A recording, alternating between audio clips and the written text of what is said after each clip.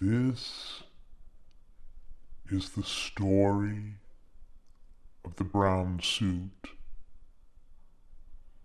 A woman came to the funeral parlor to see her husband's corpse. "Oh, you did a fine job," she said to the undertaker. "Oh, he looks just the way that he always looked, except for just one thing.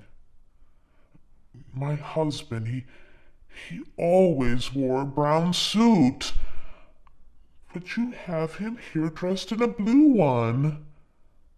"Oh, that's no problem," said the undertaker. "Oh, we can easily change that." When she returned, a little bit later, her husband was now wearing a brown suit. "Oh, oh, now he looks just the way he always did," she said. "I know that you went to a lot of trouble." "Oh, no, it was no trouble at all, madam. As it happens, there's a man here who is wearing a brown suit, and his widow, well, she felt that blue would be better. He is about your husband's size, and so, well, we gave him the blue one and gave your husband the brown one." "Oh, well, even so, changing all that clothing must have been a very difficult job." "Oh, no, not really," said the undertaker. "All we did is exchange their heads."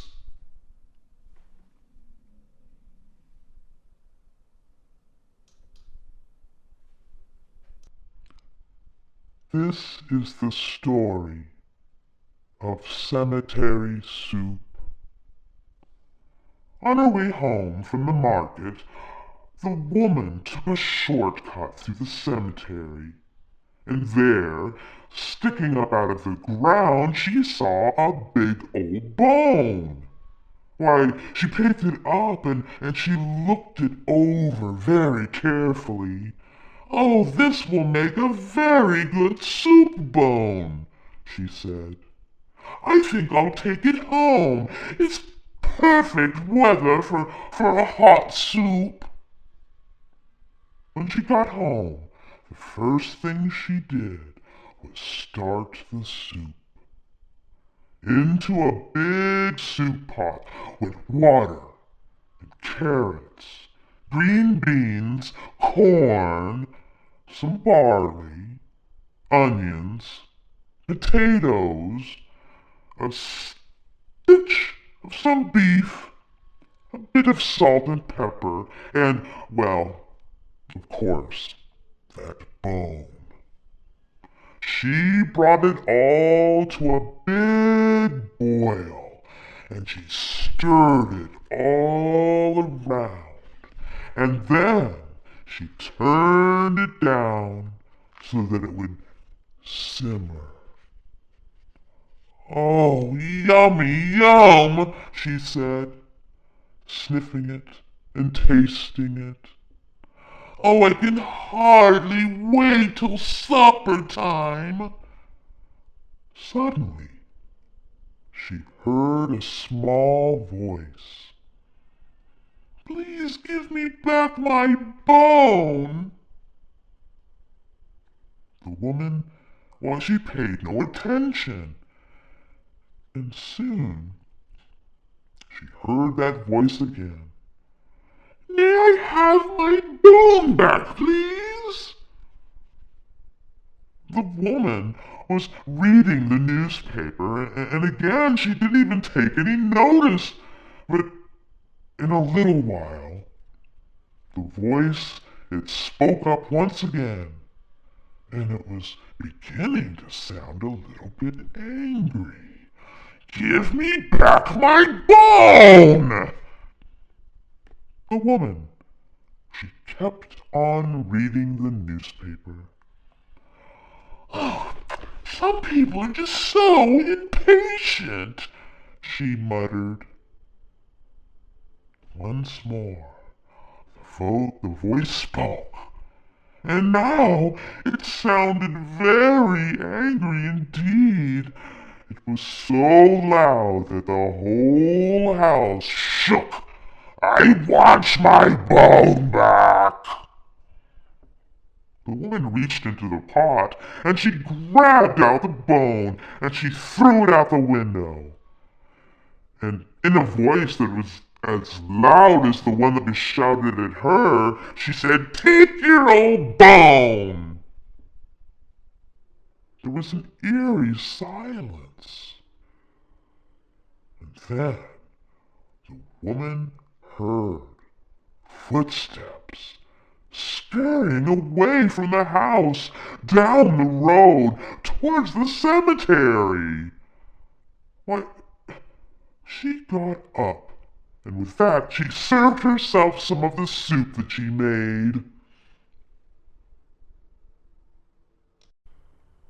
This is the story of the new horse. Two farmhands shared a room. One slept at the back of the room, and the other one slept near the door. Now, after a while, the one who slept near the door began to feel very tired early in the day, and his friend asked him, "What in the Sam Hill is wrong?" "Well, an awful thing happens every night," he said. "A witch turns me into a horse, and then she rides me all over the countryside." "I'll sleep in your bed tonight," the friend said. "We'll see what happens to me." Now, about midnight, an old woman who lives nearby came into the room, and she mumbled some strange words over the farmhand, and he found that he couldn't even move. And then she slipped a bridle on him, and he turned into a horse. And the next thing he knew, she was riding him all across the fields at breakneck speed, beating him really hard to make him go even faster, and soon they came to a house where a party was going on, and there was a lot of music and dancing, and they was having a big old time inside. And she hitched him up outside to a fence post, and she went on in that house.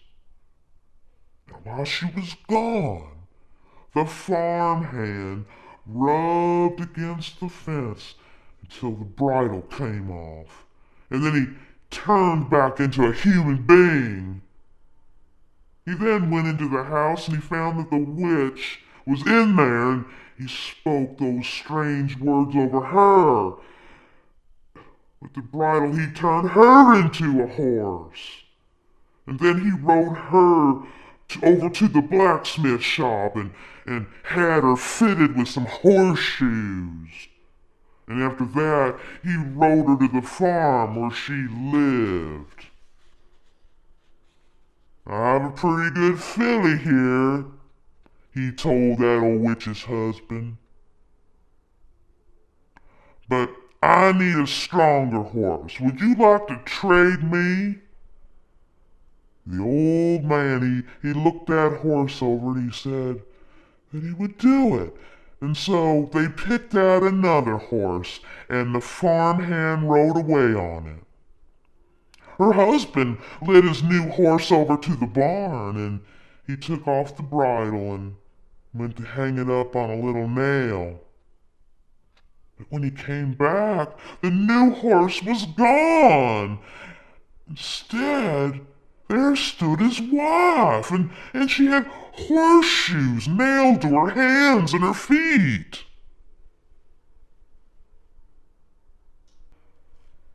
This is the story of the girl who stood on a grave. Now some boys and some girls, they were at a party. And there was a graveyard down the street. And they were talking about how scary it was.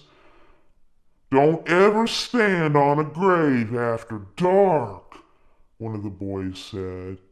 Why, the person inside will grab you. He'll pull you under. Oh, that's not true, said one of the girls. That's just a superstition. I'll give you $1 if you go stand on that grave, said the boy. A grave doesn't scare me, said the girl. I'll go do it right now. The boy handed her a knife. Stick this knife into one of the graves, and then we'll know where you were. What do you mean where I were? I'm gonna be right here. The graveyard was filled with shadows, and it was as quiet as death.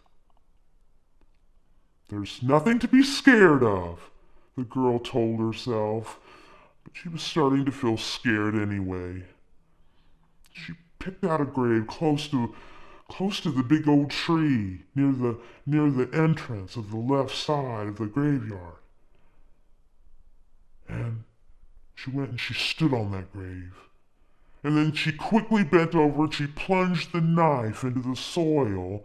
And she started to leave, but she couldn't get away. Something was holding her back. She tried a second time to leave, but she couldn't move.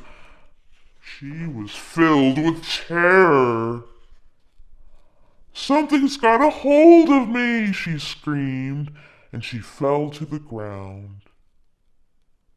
When she didn't come back, the others, they went to look for her, and they found her body sprawled across the grave. Without realizing it, she had plunged the knife through her skirt, and it was pinned to the ground. It was only the knife that had held her into that place. Why, she must have died of fright.